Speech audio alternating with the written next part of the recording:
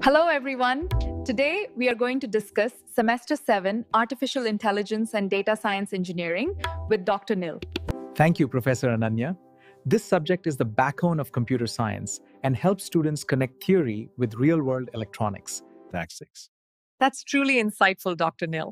We'll explore these ideas in depth through real-world examples in this episode.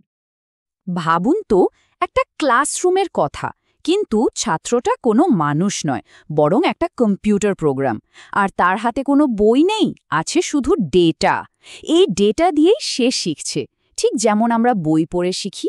এই যে পুরো ব্যাপারটা, এটাই হলো নিউরাল নেটওয়ার্ক ট্রেনিংয়ের আসল খেলা। তো এই ক্লাসরুমের আসল উদ্দেশ্যটা কি? উদ্দেশ্যটা খুব সহজ, মেশিনকে তার নিজের ভুল থেকে শিখতে সাহায্য করা, বারবার তার ভুল ধরিয়ে দেওয়া, তাকে সঠিক পথে নিয়ে আসা, যতক্ষণ না সে প্রায় নিখুঁত হয়ে উঠছে।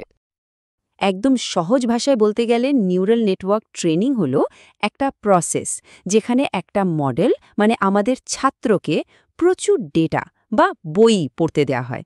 স্বাভাবিকভাবেই সে প্রথমে অনেক ভুল করে, কিন্তু আসল মজাটা হলো সে ধীরে ধীরে নিজের ভুলগুলো বিশ্লেষণ করে নিজেকে শুধরে নেয়। এটাই হলো শেখার মূল ভিত্তি। আচ্ছা, এই যে শেখার পদ্ধতি, এটাকে আরেকটু ভেঙে দেখলে কেমন হয়? চলুন একটা খুব পরিচিত উদাহরণ দিয়ে ব্যাপারটা বুঝি। ধরা যাক আমরা একজন ছাত্রকে পরীক্ষার জন্য তৈরি করছি। দেখুন, এই পুরো প্রক্রিয়াটাকেই আমরা একটা পরীক্ষার প্রস্তুতির সাথে তুলনা করতে পারি। আমাদের নিউরাল নেটওয়ার্ক হলো আমাদের ছাত্র, ডেটা সেট হলো তার পাঠ্য বই, আর আমাদের আসল লক্ষ্য হলো তাকে ফাইনাল পরীক্ষার জন্য একদম সেরা করে তোলা। তো প্রস্তুতির প্রথম ধাপটা কি? অবশ্যই পরীক্ষা আর তার নম্বর। এটাই হলো আমাদের লস ফাংশন। ছাত্রটা পরীক্ষা দেওয়ার পর আমরা যেমন তার খাতা দেখে নম্বর দিই, ঠিক তেমনি মডেলটা কতটা ভুল উত্তর দিচ্ছে সেটা মাপে এই লস ফাংশন। আমাদের প্রথম এবং প্রধান কাজ হলো এই ভুলের পরিমাণ মানে লসকে যতটা সম্ভব কমিয়ে আনা। তাহলে মডেলটা যে ভুল করছে সেই ভুলের মাপকাঠিটার নাম কি যেন ছিল? ঠিক ধরেছেন, লস ফাংশন। বেশ, ভুল তো ধরা পড়ল। এখন কি? এখন আসে পড়াশোনার পদ্ধতি বা অপটিমাইজেশন। ছাত্রটা কম নম্বর পেলে যেমন তার পড়ার কৌশল বদলাতে হয়, ঠিক সেভাবেই মডেলটাও নিজের ভুল কমাতে যে স্ট্র্যাটেজি ব্যবহার করে তাকেই বলে অপটিমাইজেশন। গ্রেডিয়েন্ট ডিসেন্টের মতো কৌশলগুলো হলো ঠিক সেই রকমই স্মার্ট স্টাডি প্ল্যান। আর যে পদ্ধতির মাধ্যমে মডেলটা নিজের ভুল কমিয়ে আনে, ওটাকে কি বলা হয়? একদম ঠিক, অপটিমাইজেশন। কিন্তু ভুলটা ঠিক কোথায় হচ্ছে? ছাত্রটা মানে আমাদের মডেল জানবে কি করে? এখানেই এন্ট্রি নেয় ব্যাক প্রপাগেশন বা ভুলের কারণ খোঁজা। ব্যাপারটা ঠিক যেন একজন ভালো শিক্ষকের মতো। শিক্ষক যেমন পরীক্ষার খাতায় ভুল উত্তরের কারণটা একদম গোড়া থেকে বুঝিয়ে দেন, ব্যাক প্রপাগেশনও ঠিক তাই করে। এটা মডেলকে বলে দেয়, শোনো, তোমার এই ভুলের জন্য তোমার ভেতরের এই অংশটা দায়ী। আর তখনই তো মডেলটা নিজেকে শুধরে নিতে পারে। এবার যদি এই টেবিলটার দিকে তাকান, পুরো ব্যাপারটা জলের মতো পরিষ্কার হয়ে যাবে। দেখুন, লস ফাংশন হলো পরীক্ষার স্কোর, ভুল মাপার জন্য। অপটিমাইজার হলো পড়ার নতুন কৌশল, উন্নতি করার জন্য। আর ব্যাক প্রপোগেশন হলো শিক্ষকের সেই অ্যানালিসিস যা ভুলের আসল কারণটা খুঁজে বের করে। এই তিনটে জিনিস যখন একসাথে কাজ করে, তখনই একটা নেটওয়ার্ক ধীরে ধীরে স্মার্ট হয়ে ওঠে। আর এই পুরো ট্রেনিং প্রক্রিয়াটা মনে রাখার জন্য একটা দারুণ সহজ লাইন আছে। শুধু মনে রাখুন, লস দেখে বুদ্ধি বাড়ে, ব্যাক প্রপাগেশন ভুল শুধরারে। কি সহজ না?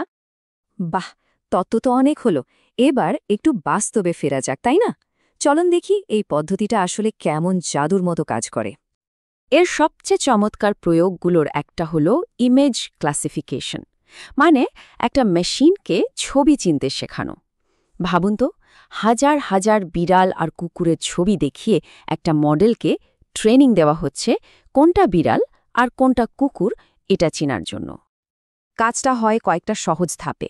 প্রথমে মডেলকে প্রচুর ছবি দেখানো হয়, এরপর মডেলটা একটা গ্যাস করে এটা বিড়াল না কুকুর। ৩ নম্বর ধাপে লস ফাংশন তার ভুলের হিসেব করে, আর সবশেষে আমাদের হিরো ব্যাক প্রপাগেশন এসে সেই ভুলটা শুধরে দেয়। এই প্রক্রিয়াটা যখন লক্ষ লক্ষ বার চলতে থাকে, মডেলটা প্রায় নির্ভুলভাবে ছবি চিনতে শিখে যায়। আর ফলাফল এক কথায় অসাধারণ।